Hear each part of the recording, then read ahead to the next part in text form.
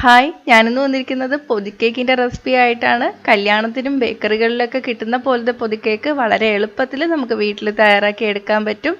ഓവനും ബീറ്ററും ഒന്നും ഇല്ലാതെ തന്നെ നല്ല സ്പോഞ്ച് പോലത്തെ കേക്ക് എളുപ്പത്തിൽ തയ്യാറാക്കി എടുക്കാം. അധികം ചേരുവകളുടെ ആവശ്യമില്ല, നല്ല സോഫ്റ്റും നല്ല ടേസ്റ്റുമാണ്. അപ്പം നമുക്ക് റെസിപ്പി എങ്ങനെയാണെന്ന് നോക്കാം.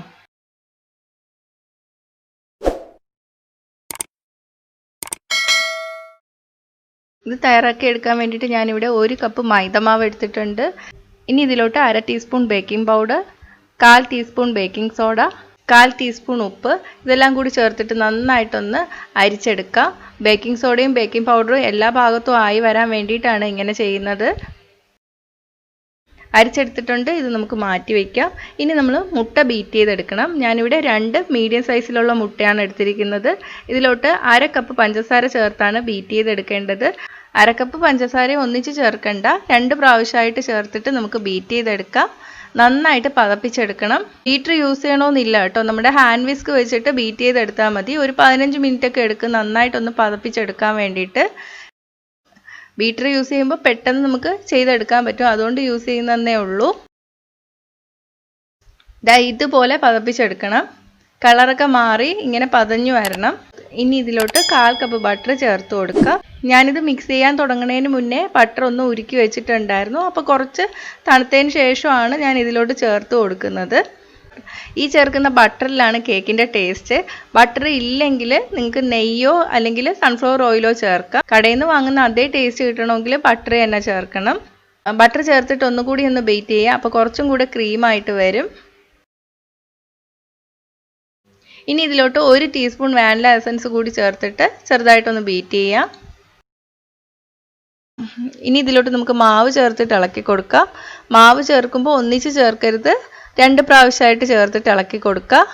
എന്നാലേ നല്ലപോലെ മിക്സായി വരുള്ളൂ. നേരത്തെ ഒരു കാര്യം പറയാൻ വിട്ടുപോയി, നമ്മൾ ബീറ്റ് ചെയ്തെടുക്കുന്ന മുട്ട റൂം ടെമ്പറേച്ചറിലായിരിക്കണം.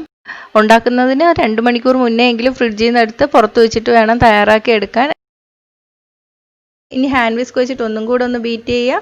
അപ്പം നല്ല സ്മൂത്ത് ബാറ്ററായിട്ട് കിട്ടും. നമ്മൾ കേക്കിൻ്റെ ബാറ്റർ ഇളക്കി എടുക്കുമ്പോൾ ഒരേ ഡയറക്ഷനിൽ മാത്രം ഇങ്ങനെ ഇളക്കിയെടുക്കാം.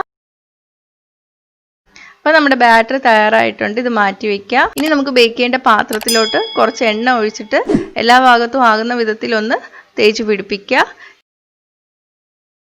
ഇതിലോട്ട് കുറച്ച് മാവും കൂടെ ഇട്ടിട്ട് ഒന്ന് തട്ടിക്കൊടുക്കാം. ഇങ്ങനെ ചെയ്യുന്നത് ഒട്ടിപ്പിടിക്കാതിരിക്കാൻ വേണ്ടിയിട്ടാണ്. ഇനി ഇതിലോട്ട് നമുക്ക് ബട്ടർ പേപ്പർ വെച്ച് കൊടുക്കാം.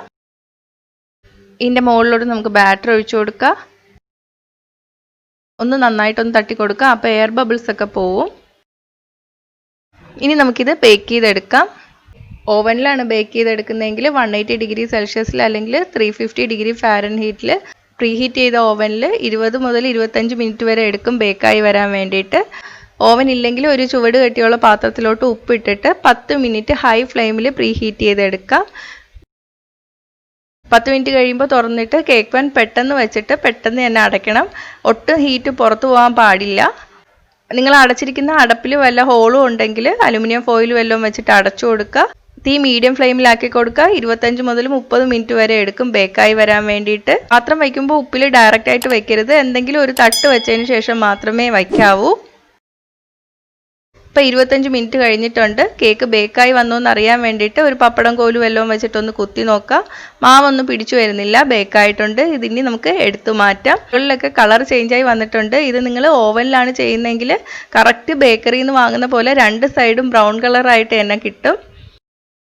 പെട്ടെന്ന് തന്നെ നമ്മൾ ഈ കേക്ക് ടിന്നിൽ നിന്ന് കേക്ക് മാറ്റണം, ഇല്ലെങ്കിൽ കേക്ക് താന്നു പോവും. ബട്ടർ പേപ്പർ ഇളക്കി മാറ്റാം.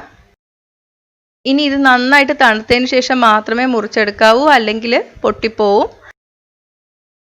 ഇനി നമുക്കിത് പൊതിക്കേക്കാക്കി എടുക്കുന്നത് എങ്ങനെയാണെന്ന് നോക്കാം. 2 ഭാഗം ഒന്ന് കട്ട് ചെയ്ത് കളയാണ്. ഇതിപ്പോൾ കണ്ടോ, കടയിൽ നിന്ന് വാങ്ങുന്ന പോലെ 4 സൈഡും ബ്രൗൺ നിറമായി കിട്ടിയിട്ടുണ്ട്. ഇനി ഇത് നമുക്ക് മുറിച്ചെടുക്കാം. ഈ പൊങ്ങിയിരിക്കുന്ന പാർട്ടൊന്ന് കട്ട് ചെയ്ത് കളഞ്ഞാൽ കറക്റ്റ് സ്ക്വയറായിട്ട് തന്നെ കിട്ടും. പൊതിഞ്ഞെടുക്കുന്നില്ലെങ്കിൽ ഇങ്ങനെയൊന്നും ചെയ്യേണ്ട കാര്യമില്ല, വെറുതെ ഒന്ന് കട്ട് ചെയ്ത് കഴിച്ചാൽ മതി. പൊതിഞ്ഞെടുത്തു കഴിഞ്ഞാൽ ഗസ്റ്റൊക്കെ വരുമ്പോഴും അല്ലെങ്കിൽ കുട്ടികൾക്കൊക്കെ കൊടുക്കുമ്പോൾ നല്ല ഇഷ്ടമാവും. അപ്പോൾ ഇത് കുറച്ച് നീളം കൂടുതലാണ്, നമുക്ക് പകുതി വെച്ചിട്ട് കട്ട് ചെയ്യാം. കട്ട് ചെയ്തെടുത്തു കഴിഞ്ഞപ്പോൾ കടയിൽ നിന്ന് വാങ്ങിയ കേക്കെന്നേ പറയുള്ളൂ, നല്ല സ്പോഞ്ചുമാണ്. ഇനി ഇത് പൊതിഞ്ഞെടുക്കാൻ വേണ്ടിയിട്ട് ഞാനിവിടെ ബട്ടർ പേപ്പർ കട്ട് ചെയ്തെടുത്തിട്ടുണ്ട്. ബട്ടർ പേപ്പർ കട്ട് ചെയ്തെടുക്കാൻ വേണ്ടിയിട്ട് ഒരു കേക്ക് എടുത്തിട്ട് ബട്ടർ പേപ്പർ ഇങ്ങനെ മൂടി നോക്കുക. അപ്പോൾ ഇത്രയും വലുപ്പത്തിൽ നമ്മളൊന്ന് മുറിച്ചെടുത്താൽ മതി. ഇനി കേക്ക് നടുക്കോട്ട് വെച്ചിട്ട് ഇതുപോലെ അങ്ങ് പൊതിഞ്ഞു കൊടുക്കാം. എന്നിട്ട് നമ്മൾ മുട്ടായിയൊക്കെ പൊതിയില്ലേ, അതുപോലെ ഇങ്ങനെ ചുരുട്ടി കൊടുത്താൽ മതി. അപ്പോൾ ഇത്രയേ ഉള്ളൂ, പൊതിക്കേക്ക് റെഡി ആയിട്ടുണ്ട്. ഇതുപോലെ തന്നെ എല്ലാം ചെയ്തെടുക്കുക. നമ്മുടെ പൊതിക്കേക്ക് തയ്യാറായിട്ടുണ്ട്. ഇത് ഇനി തുറന്ന് കാണിച്ചു തരാം. മുറിച്ച് നോക്കിയാൽ നല്ല സോഫ്റ്റ് ആണ്. നന്നായിട്ട് തണുക്കുമ്പോഴാണ് ഈ കേക്കിന് കൂടുതൽ ടേസ്റ്റ്. അപ്പോൾ പിറ്റേ ദിവസമൊക്കെ ആകുമ്പോൾ നല്ല ടേസ്റ്റ് ആയിരിക്കും. പൊതിഞ്ഞില്ലെങ്കിലും കുഴപ്പമില്ല, കേക്ക് ഇങ്ങനെ കട്ട് ചെയ്തെടുത്താൽ മതി. കാണാൻ കടയിൽ നിന്ന് വാങ്ങിയ കേക്ക് എന്നേ പറയുള്ളൂ.